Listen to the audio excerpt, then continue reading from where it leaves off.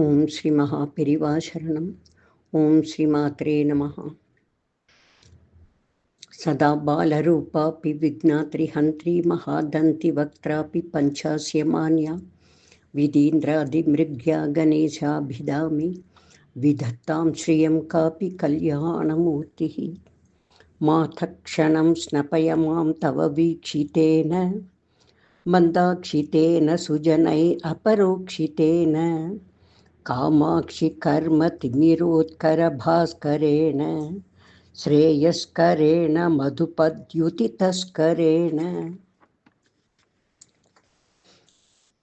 சதாசிவசமாரம்பாம் சங்கராச்சார்யமத்யமாம் அஸ்மதாச்சார்யபர்யந்தாம் வந்தே குருபரம்பராம்.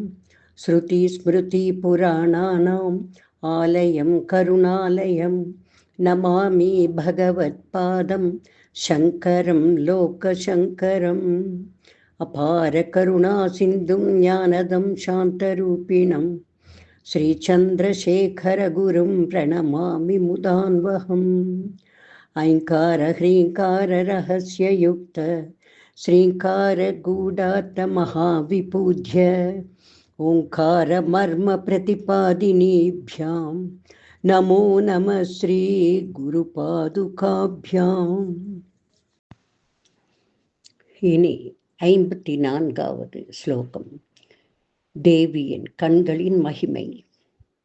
பவித்ரீகர்த்தும் நஹ பசுபதி பராதீன ஹிருதயே தயாமித்ரைர் நேத்ரைஹி அருணதவலஸ்யாமருச்சிபிஹி நதஷோணோ கங்கா தபனதனயேதி த்ருவமமும் த்ரயாணாம் தீர்த்தானாம் உபநயசி சம்பேதமனகம். சென்ற 53வது ஸ்லோகத்தில் அம்பாளின் 3 கண்களில் காணப்படும் 3 நிறங்கள் 3 குணத்திற்கு ஒப்பிட்ட பகவத்பாதாள் இந்த 54வது ஸ்லோகத்தில் அம்பாள் கண்களில் காணப்படும் 3 ரேகைகளை, அதாவது 3 minute nerves in the eyes ஆக அம்பாளின் கண்களில் காணப்படும் 3 ரேகைகளை பற்றி வர்ணிக்கிறார். கண்ணுக்குள் இருக்கும் 3 ரேகைகளை 3 நதிக்கு ஒப்பிடுகிறார். அவை பாபங்களை போக்கும் கங்கை, யமுனை, சோனா என்கிற 3 நதிகளாகும். இவற்றின் நீர் 3 வர்ணங்களில் காணப்படும். அதாவது கருமை, வெண்மை, சிவப்பு என்ற நிறத்தில் நதியின் நீர் இருக்கும். அதுபோல கருமை, வெண்மை, சிவப்பு என்ற வர்ண ரேகைகள் கொண்ட அம்பாளின் நேத்திர தரிசனமும் பாபத்தை போக்கும் என்கிறார் பகவத்பாதாள் இந்த ஸ்லோகத்தில்.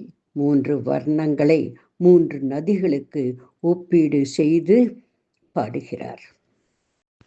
இனி ஸ்லோகமும் அதன் அர்த்தங்களும். பவித்ரீ கர்த்தும் நக பசுபதி பராதீன ஹிருதயே.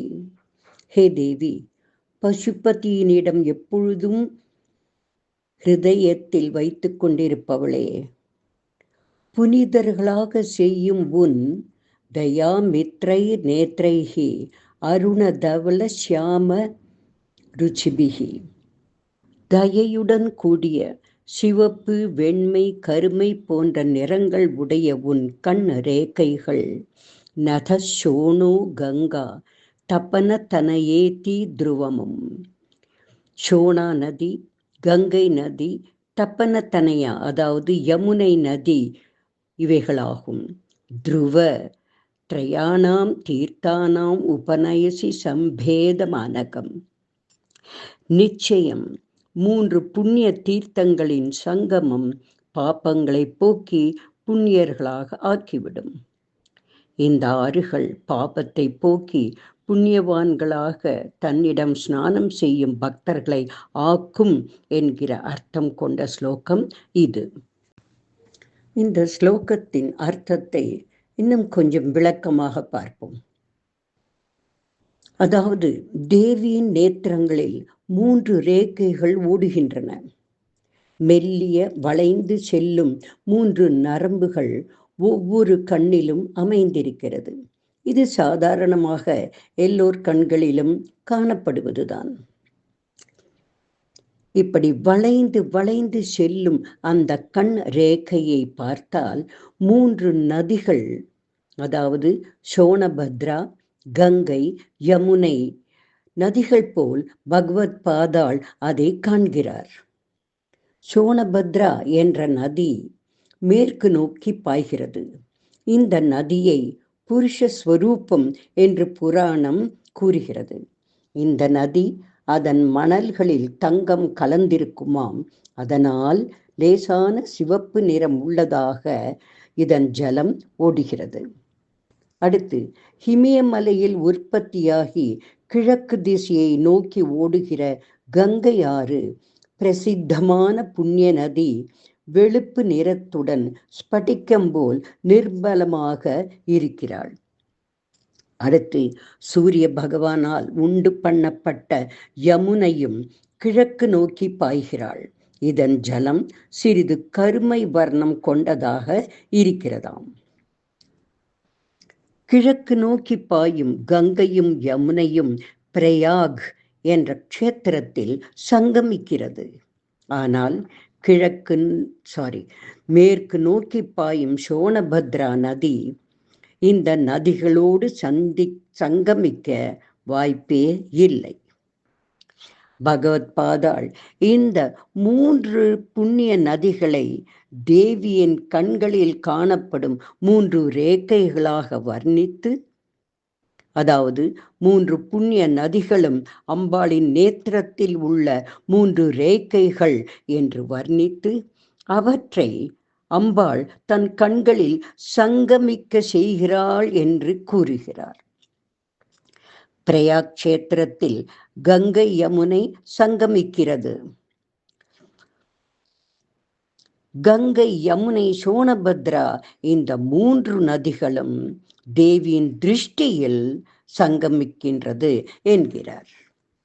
இப்படி பாப்பங்களை அழிக்கும் புண்ணிய நதிகளை தன் கண்களில் 3 ரேகையாக கொண்டு தன்னை உபாசிக்கும் பக்தர்களை தன் கட்டாட்சத்தால் மகா பரிசுத்தர்களாக செய்கிறாள் அம்பாள். இவ்விதம் தியானம், அதாவது அந்த நேத்திர அமைப்பை உள்வாங்கிக் கொண்டு தியானம் செய்பவர்கள் அறியாமையினால் செய்த சகல பாபங்களையும் போக்கி விமுக்தர்களாக்குகிறாள் அம்பாள் என்பதே இந்த ஸ்லோகத்தின் தாத்பரியம். இந்த ஸ்லோகத்தை பக்தியோடு பாராயணம் செய்யும் ஸ்திரீகளுக்கு கர்ப்ப சம்பந்தமான ரோகங்கள் நிவர்த்தியாகும் என்று பலஸ்ருதியில் பகவத் பாதாள் அருளியிருக்கிறார். ஓம் தத் சத்து. இனி 55வது ஸ்லோகம். நிமேஷோன்மேஷாभ्यां பிரளய உதயம் யாதி ஜகதி தவேத்யாஹுः சந்தோ धरणिधरराजन्यतनये त्वदुन्मेषाज्जातुं जगदि तमशेषं प्रलयतः परित्रातुं शङ्के परिहृतनिमेषतव दृशः.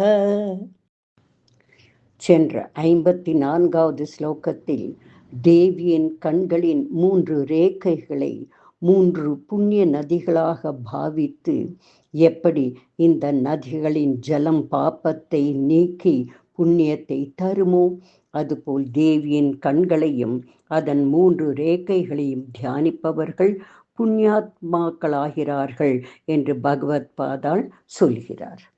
இந்த 55வது பாடலில் அம்பாளின் கண்கள் இமை மூடாமல் எப்பொழுதும் திறந்தே இருக்குமாம்.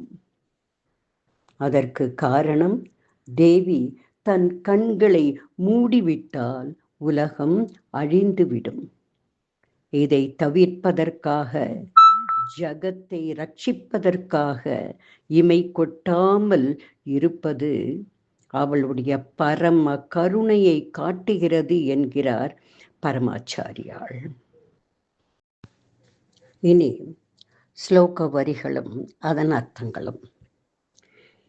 நிமேஷூன் மேஷாபியாம் பிரளய உதயம் யாதி ஜகதி. ஹே தேவி, நிமேஷூன் மேஷாபியாம், அதாவது மேஷா என்றால் கண்களை திறப்பது, உன்மேஷா என்பது கண்களை மூடுவது. நிமேஷூன் மேஷாபியாம், கண்களை திறந்து மூடுவது என்பது பிரளயம், அதாவது நாசத்தையும், உதயம் சிருஷ்டியையும் அடைகிறது இந்த ஜகம். தவேத் யாஹுஹு சந்தோ தரணிதர ராஜன்ய தனையே. தரணிதர ராஜன்ய தனையே, ஹே பர்வதராஜனுக்கு புத்திரியே, இந்த பூமி நாசத்தையும் சிருஷ்டியையும் அடைகிறது. த்வதுன்மேஷா ஜாத்தம் ஜகத் அசேஷம் பிரளயதா. தாங்கள் கண்ணை திறந்ததால் உண்டான இந்த சமஸ்தமான லோகத்தை பரித்ராத்தும் சங்கே பரிஹிருத நிமேஷாக தவத்ருஷக. தாங்கள் கண்ணை திறந்ததால் உண்டான இந்த சமஸ்தமான லோகத்தை ரட்சிப்பதற்கு நிமேஷமே இல்லாமல், அதாவது இமை கொட்டாமல் கண்களை திறந்தே வைத்திருக்கிறீர்கள் என்று எண்ணுகிறேன் என்கிறார் பகவத் பாதா.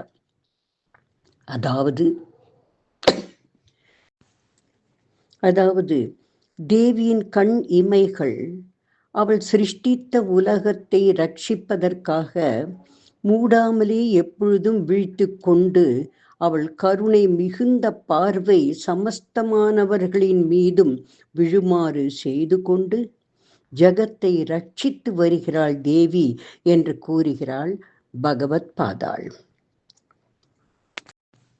நமது வேதாந்தத்தில் சிருஷ்டி சுருஷ்டி என்கிற ஒரு கான்செப்ட் உண்டு.